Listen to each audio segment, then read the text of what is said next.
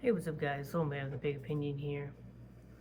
So today's video, I'm going to talk about what is a prepper, different, categories, and, just some kind of pros and cons with your thinking and approach strategy with these different methods.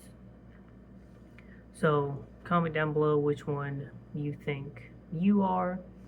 Um, unless you're a gray man, uh, you probably watch this stuff on a alternate account and just try to avoid everything.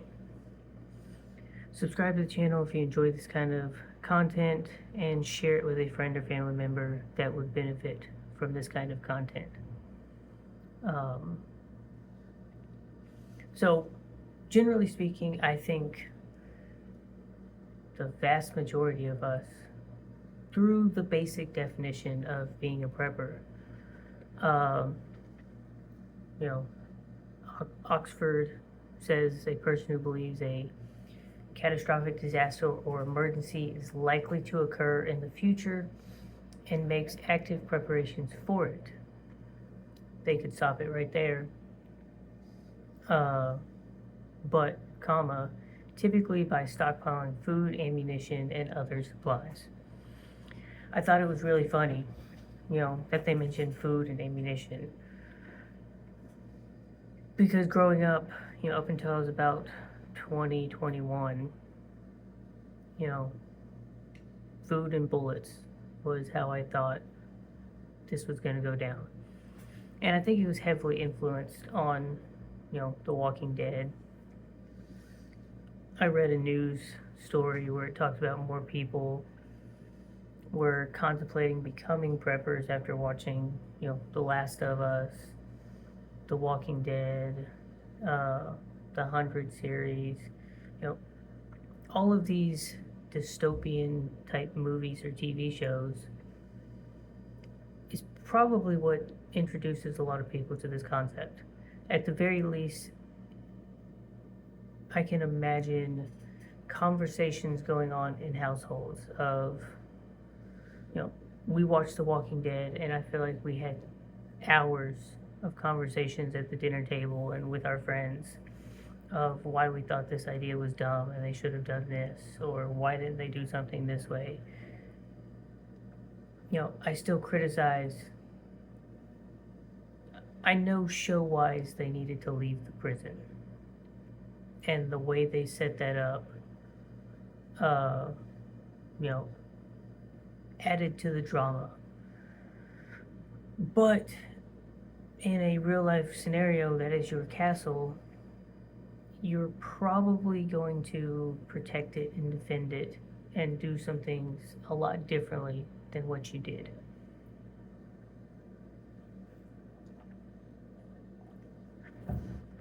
But then they break it down into a bunch of different categories. Um, you know, the one thing I don't really see on here, which is lumped into the prepper category a lot, is being a Minuteman. And the more and more I read about politics and see stuff going on in our community, I kind of gravitate a little bit more towards that. So I'll start with that one. That's the idea of, in colonial times, it's probably exaggerated that it took you 60 seconds to grab what you needed and, you're ready to go out the door and go protect your community. I would assume, maybe 5 to 20 minutes. You have your primary firearm, you've got your kit to survive in the wilderness, anywhere from a few days to maybe a few weeks. The communication is there that you're getting together with a group of like-minded individuals where you have the common goal of, you're responding to something happening in your community. So that's where the active preparedness comes in of, it's one thing to own a firearm and a bunch of ammunition, And it's another thing to own a firearm, have ammunition, and be effective with it. Uh, I was happy I got on the scale today, and I'm still in the range that I've been in, but it was on the lower side. Uh, so all the walking and lifting weights and everything is continuing to help out. There's a physical fitness aspect to this. And there's other skills and supplies that go into this. You probably want some sort of, semi-rugged pack. Typically, this stuff involves camouflage. You want some sort of shelter, some sort of food, some sort of way to prepare that food, a water source. But then it's also knowing the water in your area. Like if someone, I live in East Texas. If I was magically transported to Pennsylvania, I'm going to be walking around searching for water. In my area, I know where the creeks and the ponds and all this stuff is.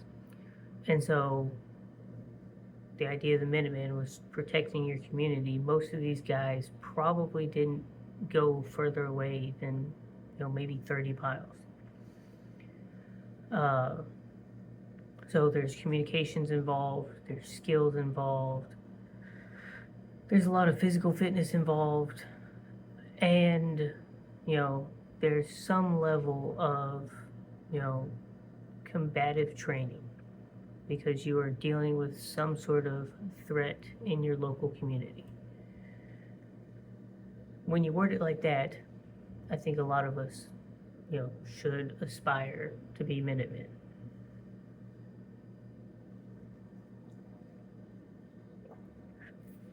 But then you've got the casual prepper.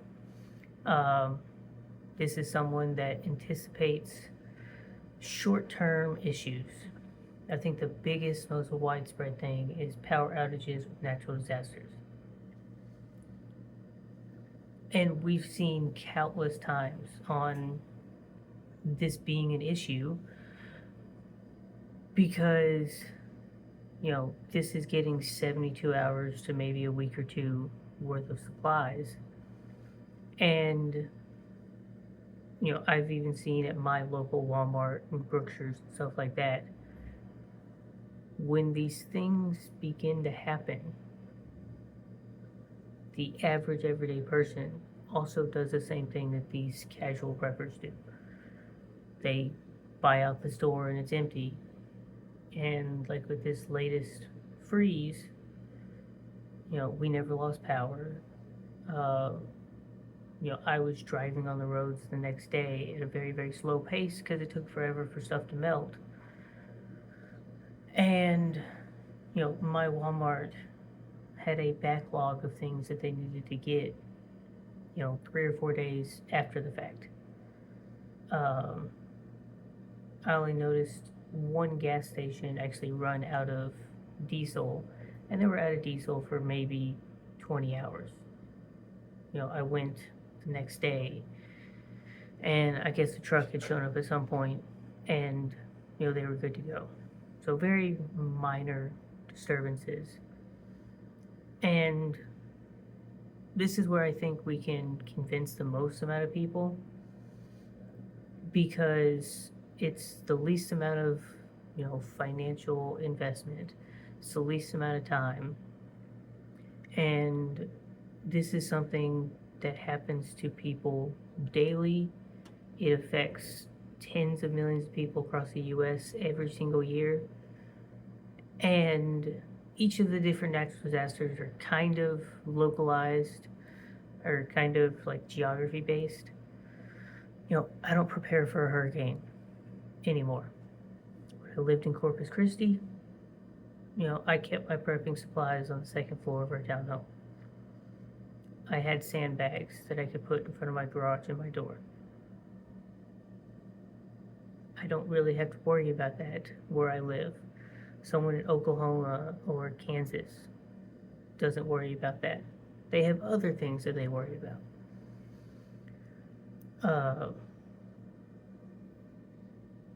I kind of mentioned the gray man.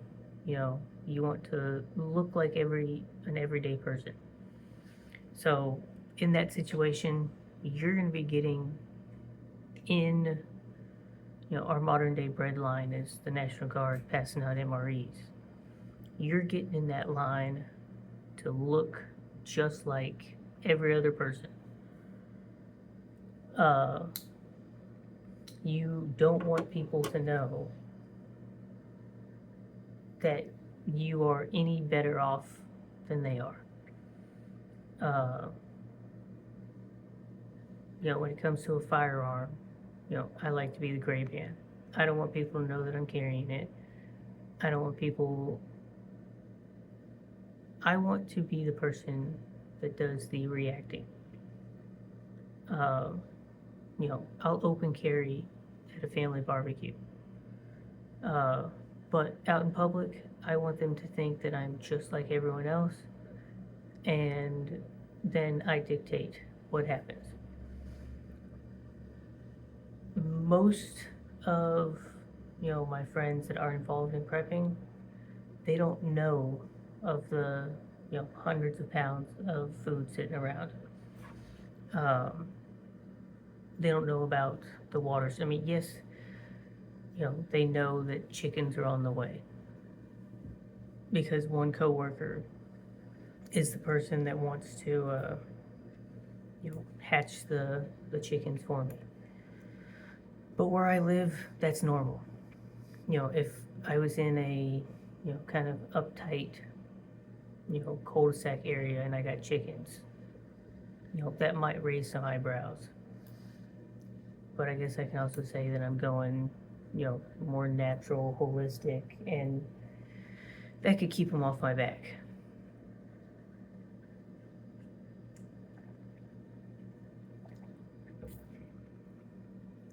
It kind of reminds me of you can tell some of the guys that were in the military or law enforcement, they're wearing jeans and their combat boots, and I've got my grunt style quarter zip on. If I threw my combat boots on, kind of makes me stick out a little bit. But if I'm wearing a pair of hiking shoes, a regular pair of jeans, and like the t-shirt I'm wearing, it's my Whataburger polo, that doesn't stand out as much.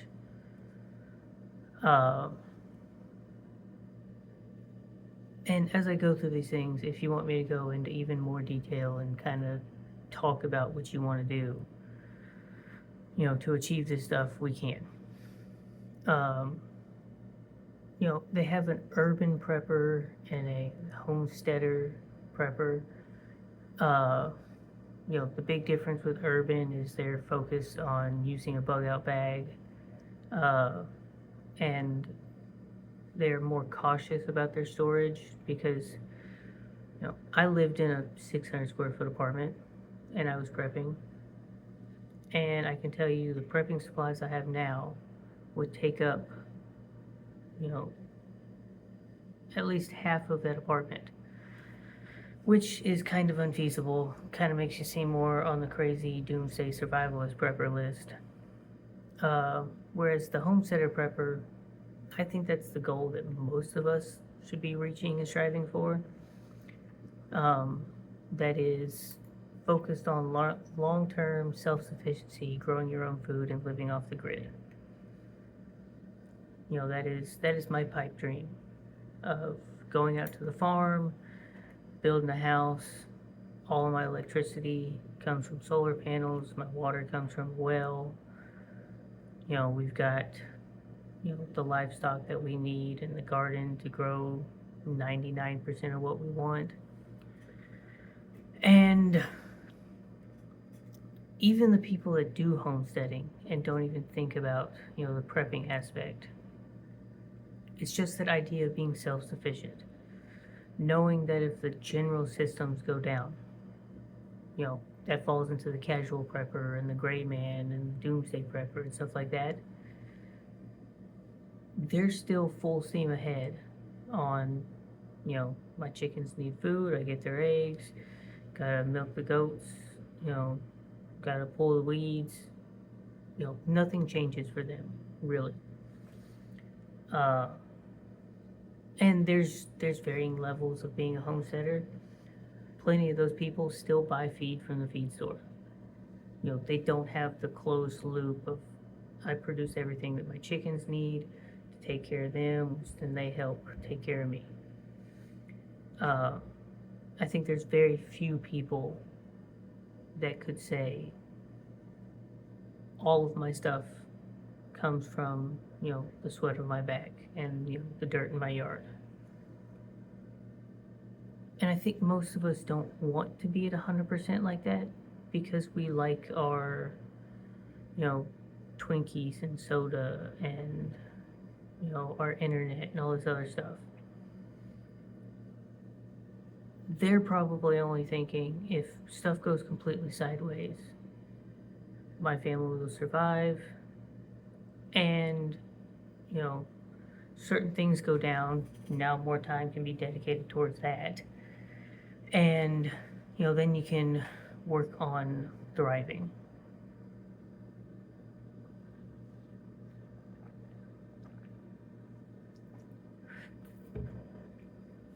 Which kind of gets me into the last big one, that's doomsday survivalist prepper, long-term catastrophic scenarios like an economic collapse or war. And that's, you know, what was popularized with like the Doomsday Prepper TV show. That's where people fantasize about how they're going to survive The Walking Dead or The Last of Us or any of these other, you know, zombie apocalypse video games or TV shows or movies. You know, some people get really, really fixated on Yellowstone's going to erupt. You know, we're going to have a massive EMP from a solar flare. You know, the next ice age. And those kind of people, while some of them are kind of crazy, all of these categories are based off of this next list of stuff. Water storage. You should aim for about 1 gallon bare minimum survival on water per person per day. Creating an abundance of that allows for baths, showers, food preparation. But that is, I am surviving. You know, food, having non-perishables, you know, freeze-dried meals, MREs, you know, canned goods, you know, fruits, vegetables. You're trying to stay as close to normal as possible. So eat what you prep and prep what you eat. Having some sort of bug out bag, bug out vehicle, just gear, you know, this kind of falls into the Minuteman category. Gear that you can access rapidly to GTFO to increase your chances of survival. You know, you can play a game with your family. Start a 10-minute timer. At the end of the 10-minute timer, your front door is shut, and you're going to go on a camping trip to a state or national park. You're not going to stop at any stores for anything. Food, water, camping stuff.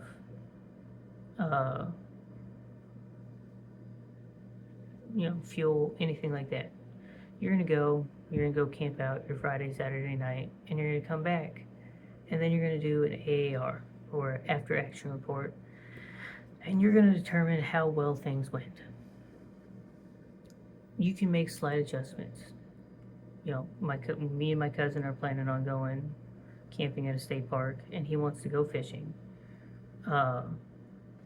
So we will stop at a Walmart so that we can get him a fishing license.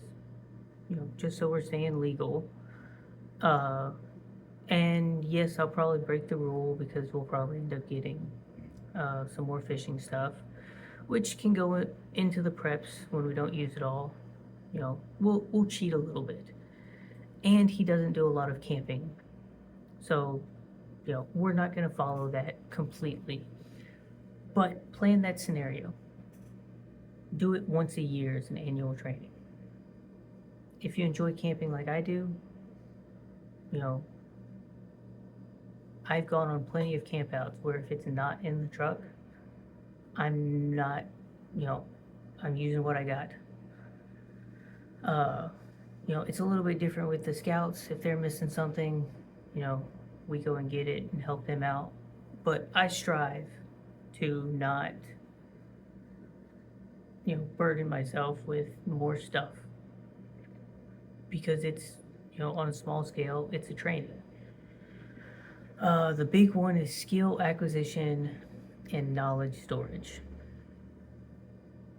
The more stuff you learn how to do, the better prepared you're going to be. Even if you have no, supplies stored up, knowing how to do stuff is going to be massive. I've made a fire by rubbing two sticks together. It sucks. It takes forever. I would much rather use a lighter, but I've also got matches.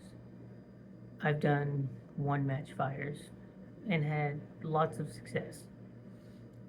I've done quite a few fires with flint and steel and had lots of success. But, it's the idea of there's more than one way to skin a cat. Learn as much as you can and practice it. That's where I kind of include the knowledge storage, having books, PDF files, downloading stuff onto your phone and having a way to, keep power going to it. I have a couple of binders at home where, I went through a phase where anything and everything I printed out. I bought cookbooks and other prepping books, and I've got a bunch of the, blank for dummies. And I've got history books and math books, and, that's the show C, where everyone's blind except for a handful of people on the TV show. Having a library is like the main crux of this TV show. Knowledge is power.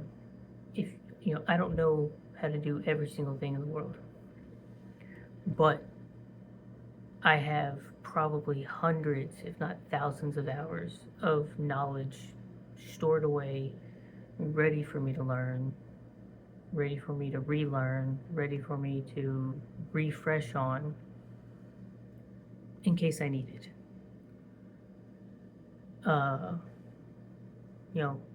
They talk about, being prepared financially. I've got some gold and silver. I've got a 401k. I've got a savings account. I have cash on hand in case the internet's down. I think this is also budgeting prepping. I can spend $10 a week or I can spend $10,000 a week. And you need to find out what your number is. Treat it like it's a bill so that you can slowly add stuff every single week, every single month. You are getting 1% better doing it this way. And then the last big thing on here is community. The idea of ape together strong. Humans at one point were hunters and gatherers. It was you and your family. You gathered just enough and hunted just enough to survive day to day. And at some point along the way, we started to build settlements. We set up walls to make ourselves safer. We domesticated animals and, started growing crops. So instead of, I hope I catch a fish today, it's this yield from these animals or this crop of land is going to be roughly X amount. And the better and better we got at it, it went from one person gets food for one person, or two or three depending on your family, to now this one person produces food for 5 people. So those other 4 people can start doing something else. And that eventually translates into today's world where one farmer can feed tens of thousands of people based off of, equipment and, you know, crops and all this other stuff. And so it works the same way in prepping. Someone takes care of the chickens and the farm and that kind of stuff. And that frees up someone to worry about security of your group. That frees up someone to learn more knowledge on first aid and medical. That frees up someone else. Tim Pool was talking about a shoemaker and how the shoemaker was able to make it their only job is making shoes, so you're creating a benefit for your group. And that translates all the way up in today's world where, an NFL football player isn't worried about where their food's coming from, who's building their house, who's, keeping them safe so that they can worry about playing football. That shows peak society, peak community, in my opinion, when we can have people that their sole job in life is entertainment. But I think I've rambled on long enough. If you're still here, then you might as well hit the subscribe button, share it with a friend or family member, and comment down below. Until next time, catch you in the next one.